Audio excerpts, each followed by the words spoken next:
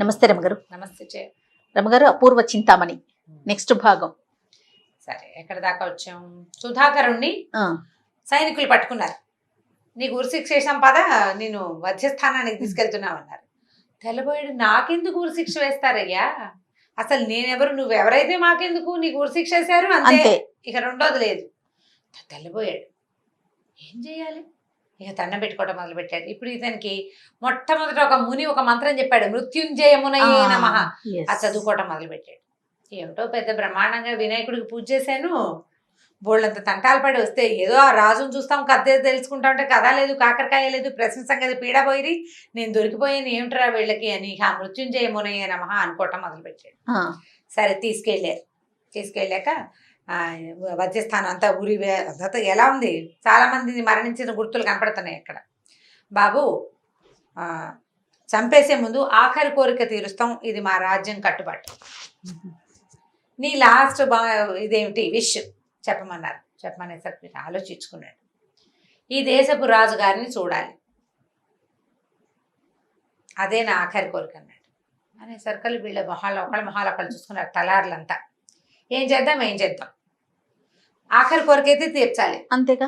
ఇప్పుడు ఒకవేళ కనుక మనం సరేలే వీడు ఇలాగే అంటాడు, వీడెవడో మనకు తెలియదని ఉరి తీసితే రేపొద్దున రాజుగారు ఏరా నేను ఉరి తీసిన వాడు ఆఖరి కోరిక ఏమిటి అని అడిగాడు అనుకో, వాడు మిమ్మల్ని చూస్తానన్నాడండి అని చెప్పామనుకో, నేను ఎందుకు తేలేదని మనందరినీ తీస్తాడు రా ఉరి, కాబట్టి ముందు ఇతన్ని తీసుకెళ్ళి రాజుకు చూపిద్దాం. సరే, మధ్యలో ఒక సైనికుడు అన్నాడు, ఉండండి నేను కనుక్కొని చెప్తాను, రాజుగారి దగ్గరికి వెళ్తాను. వాడు ఒక గుర్రం వేసుకుని వెళ్ళిపోయాడు రాజ్యసభకి. వెళ్ళి నేను రాజుగారిని చూస్తానంటున్నాడండి. అతను వృద్ధుడు కాదు, కుర్రాడు, బాగా చిన్నవాడు, అంటే 30 ఏళ్ల వాడు కాదు, 20 ఏళ్ల వయసుగానే ఉన్నాడు. కొద్దిగా కండలు తీరిన శరీరం, వాడికి కాస్త కత్తి తిప్పడం వచ్చిన వాడిలాగా కనపడుతుంది. అంటే కొత్తగా వేసిన వేషమే, సన్యాసి వేషం, కానీ వాడు సన్యాసిగా కనపట్టల్లా, ఎక్కడ మొహం వాడినట్టు అలాంటివైతే గుర్తులు కనిపించట్లేదు. సన్యాసులు ఉండగానే ఒక లక్షణం ఉండాలి, అది లేదు. పైగా వీడు ప్రౌఢ వయసు కూడా 30, 35, 40 వాడు కాదు, జస్ట్ 25, 24 ఉంటాయి అంతే. అనగానే సరే అదేమిటో చూద్దాం, యువ సన్యాసిని చూద్దాం అనుకున్నారు. రాజుగారు అన్నాడు, సరే వాడిని నా ముందు ప్రవేశపెట్టండి అన్నాడు. తీసుకొచ్చారు. ఎవరో ఇవ్వన్నాడు. నువ్వేనా రాజువే అని అడిగాడు సుధాకర్. నేనే రాజుని అన్నాడు ఆయన. నీకు బుద్ధుందా అని అడిగాడు. నీకు బుద్ధుందా, నువ్వేం రాజువి, నీ దేశంలోకి ఒక పరదేశి అడుగు పెట్టంగానే వాడిని ఉరిదీయమని ఎందుకు చెప్పావు నువ్వు?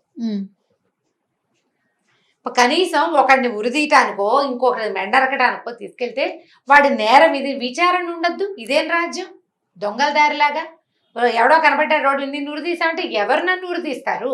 ఎందుకు ఉరితీస్తారు? ఎందుకు, నేనేం చేశానని, నా నేరం ఏమిటి, నిరూపణ లేదు, ఏమి సాక్ష్యాలు లేవు, ఆధారాలు లేవు, రోడ్డు మీద కనపడమని రోడ్డు మీదే ఉరిదీస్తామని తీసుకెళ్ళిపోవటం ఏం పద్ధతి, ఇదేం రాజ్యం, నీ పద్ధతి బాగుండలేదు, ఇలాంటి దుర్మార్గమైన పద్ధతి ఉన్న రాజు ఎవడో చచ్చే లోపల తెలుసుకోవాలని నిన్ను చూద్దాం అనుకున్నాను అన్నాడు. అనేసరికల్లా ఈయన అన్నాడు, నాయన నువ్వు తెలివిగా మాట్లాడుతున్నావు, మేము సన్యాసులకు ఎగనెస్ట్, సన్యాసి అనేవాడు వస్తే కుదరదు మాకు, అందుకని చంపేస్తారా? అందుకు చంపేస్తాం మేము. సన్యాసి తోటి వచ్చిన తిప్పలు అట్లా ఇట్లా కాదు, మాకు వచ్చింది, అందుకని ఎవడొచ్చినా సరే చంపేస్తాం. సరే, సన్యాసి అంటే ప్రతివాడు సన్యాసి ఎందుకు అవుతాడు? నేను సన్యాసిని కాదని క్షణంలో ప్రూవ్ చేస్తాను. ఏది ప్రూవ్ చేయన్నారు? సంకల నుంచి సంచి తీశాడు, సంచి తగిలించుకున్నాడు, సంచిలోంచి 2 బట్టలు తీసి చూపించాడు. ఒకటేమో పంచ, దాని చక్కగా జరి అంచుండి జరి పంతన ఉండి నైస్గా ఖరీదైన బట్ట, రాజవంశస్థులు వేసుకునే వస్త్రం. అక్కడి నుంచి చొక్కా. ఆ చొక్కాలు ఎవరు వేసుకుంటారు? మంచి యువకంగా ఉండేవాళ్ళు, 20-25 ఏళ్ల పిల్లలు వేసుకునే వస్త్రం, ఓ పిడిబాకు. ఇవెక్కడివి నీకు, ఎవరివి అన్నారు. నావేనన్నాడు. నావే, ఈ బట్టలు నావి, నేను ఈ వస్త్రాల్లో రావాల్సిన వాడిని.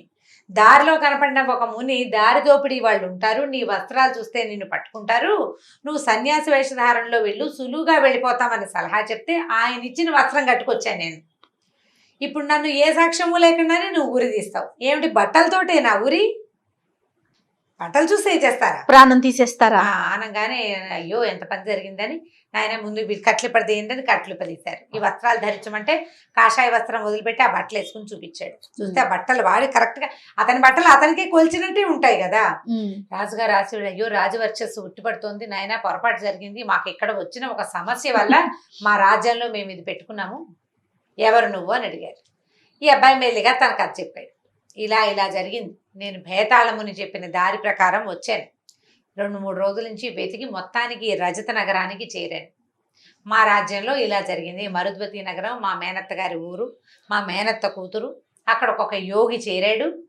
అతను చాలామంది యువకుల్ని అంటే రాజకుమారులని రాణి అంటే అమ్మాయి యువరాణి యొక్క కత్తికి ఎరచేసే ఒక ప్రోగ్రాం ఏర్పరిచాడు. 3 ప్రశ్నలు అడుగుతాడు. 2 ప్రశ్నలకి సమాధానాలు తీసుకున్నా. 3వ ప్రశ్న కోసం వచ్చాను. సరే, ఏమిటి 3వ ప్రశ్న? యువరాణి పెళ్లి సందళ్లలో కలిసి ఆలయం ఏర్పరిచి ఆలయ పాలకులుగా ఉండి రాజుగారిని అతని కుమారులని మోసం చేసి సింహాసనం కైవసం చేసుకోదలుచుకున్న ముని ఎవరు, యోగి ఎవరు, ఇప్పుడు వాళ్ళ పరిస్థితి ఏమిటి అనేసరికల్లా చాని లేచాడు రాజుగారు.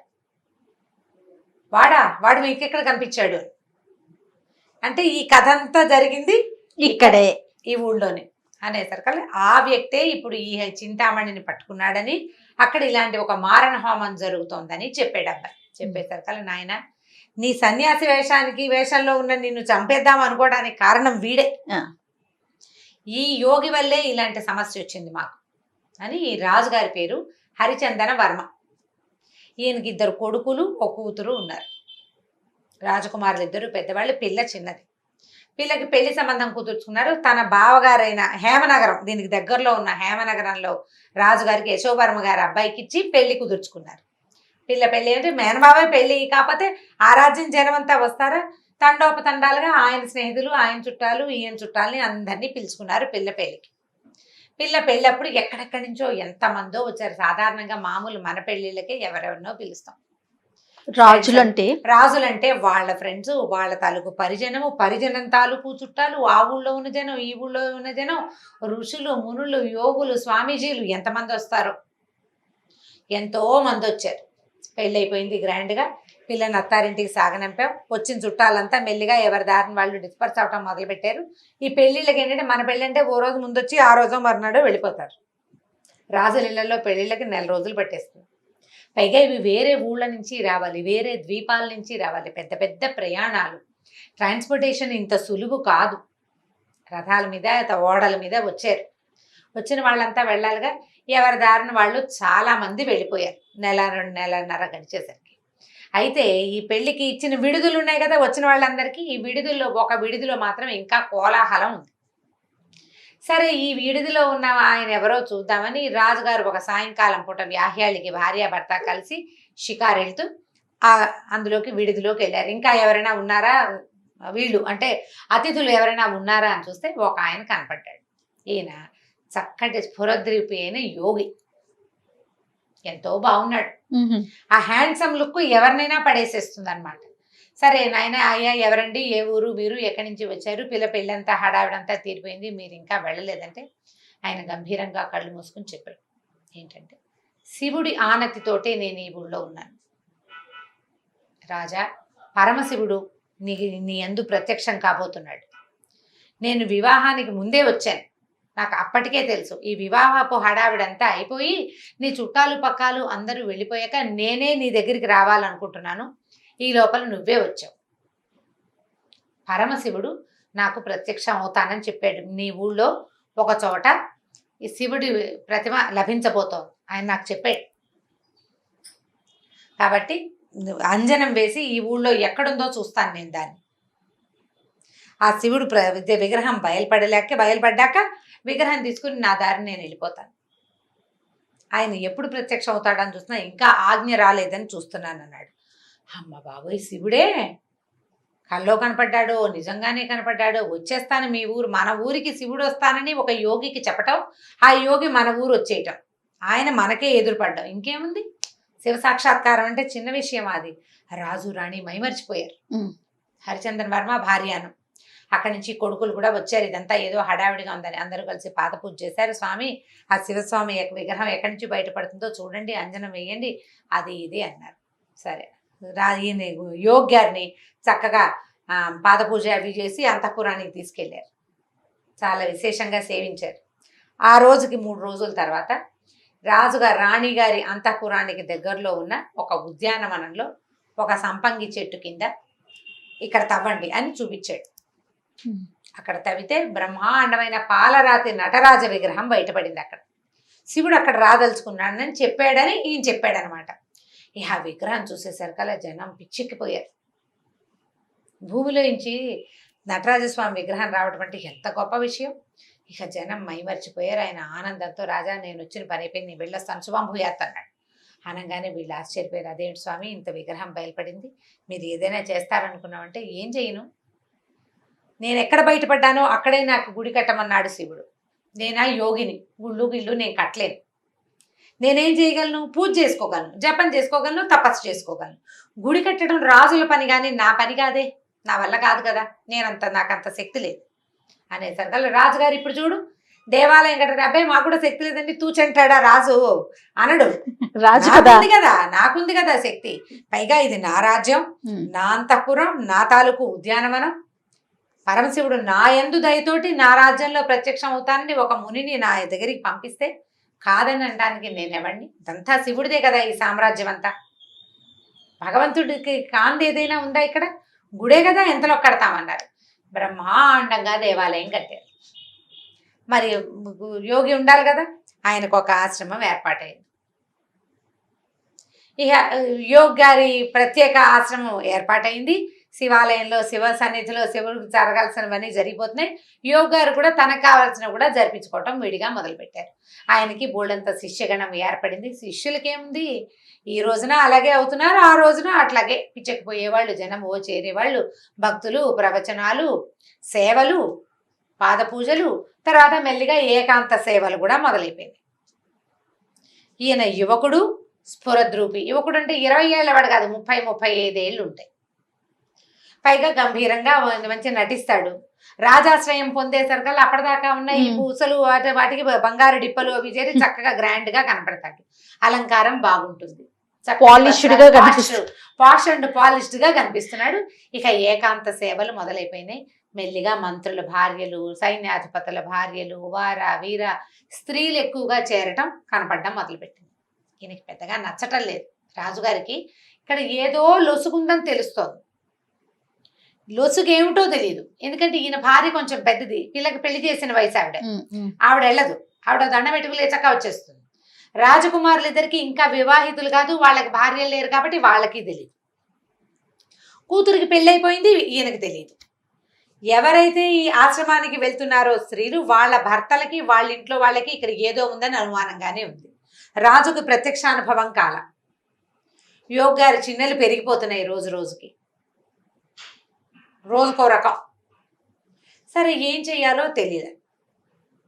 ఈ రోజులు గడుస్తుండగా ఏమైంది, ఈ కోలా దేశం అని ఒక దేశం దగ్గరలో, ఆ కోలా దేశానికి చంద్రసేనుడు అని ఒక రాజు ఉన్నాడు. చాలా కాలం క్రితం వీళ్ళకి వాళ్ళకి యుద్ధం జరిగింది. ఈయన మన ఈ హరిచందన్ వర్మకి తను కొడుకులే కాకుండా యశోవర్మన్ వాళ్ళ బావగారు ఉన్నాడు కదా, పక్కన కూతురు ఇచ్చిన అక్క కొడుకు అక్క భర్త, వాళ్ళిద్దరు కూడా తోడవుతారు. మామూలుగా ఒక రాజ్యం యుద్ధానికి వెళ్తే ఒక రకం, 2 రాజ్యాల వాళ్ళు కలిస్తే బలం పెరిగిపోతుంది కదా. ఈ కోలా దేశం వాళ్ళకి వీళ్ళకి ఒకప్పుడు యుద్ధం జరిగితే 1 కోటి రూపాయలు కప్పం కట్టి వీళ్ళకి నీకు లోబడి ఉంటానని ఒప్పుకున్నాడు ఆ కోలా దేశపు రాజు. సడన్ గా ఒక రోజు అతను దండయాత్రకు వచ్చాడు.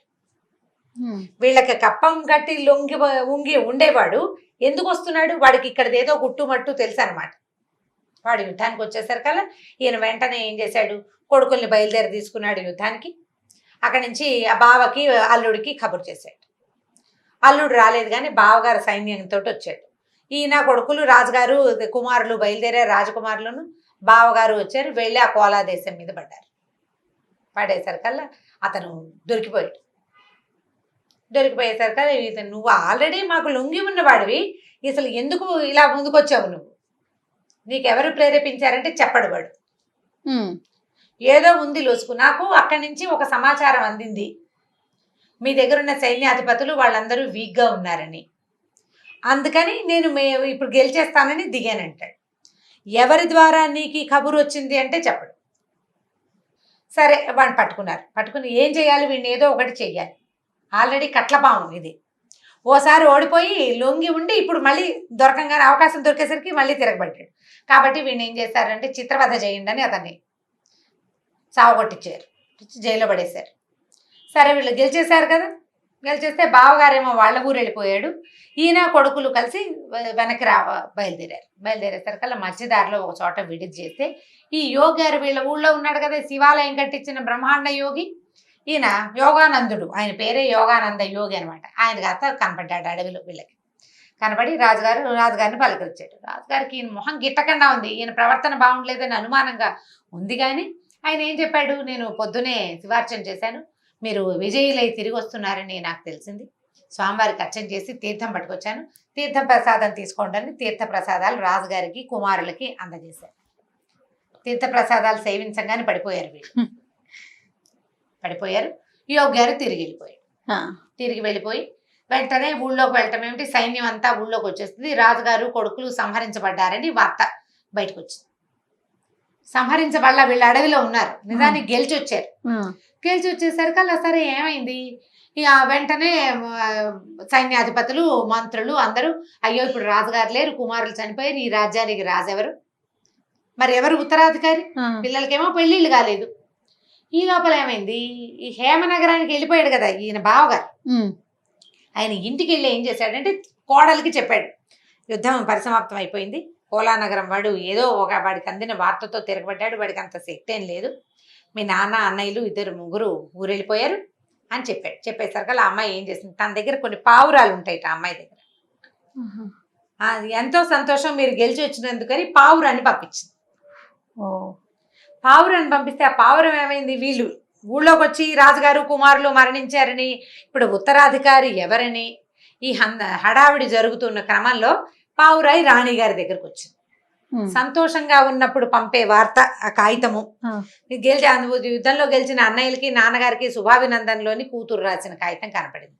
ఓ పక్కన ఒక తండ్రి పిల్లలు చచ్చిపోయారని వార్త, కూతురేమో ఇది పెట్టింది.